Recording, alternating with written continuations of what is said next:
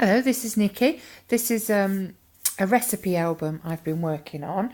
I had a huge collection of cuttings and recipes that I've saved out of magazines and, the Sunday papers and those type of things.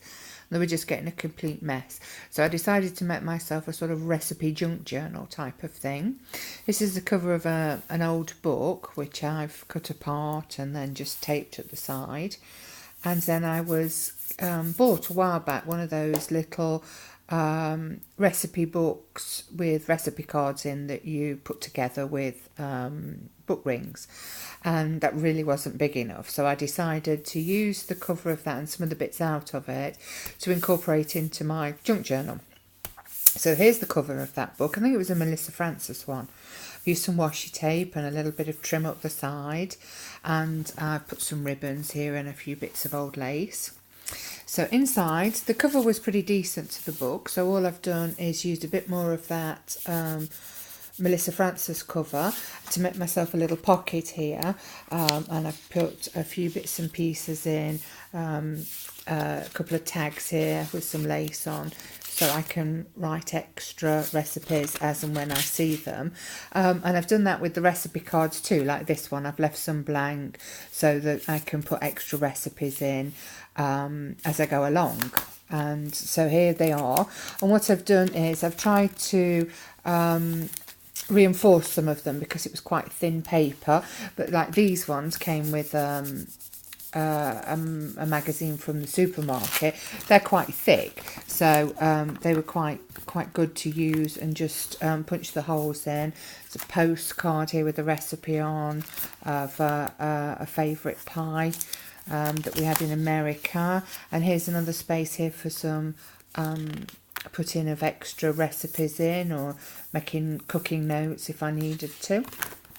Here's some, I think these came free as well with a magazine, so I saved the ones we wanted. Here's one from a supermarket, things I cut out of a magazine. This is a family favourite, so I mustn't lose this one. This is how to make banana and chocolate chip bread out of old bananas, when they start to go brown. And then later on I've got all sorts of other recipes that are family favourites, some that were printed off the internet.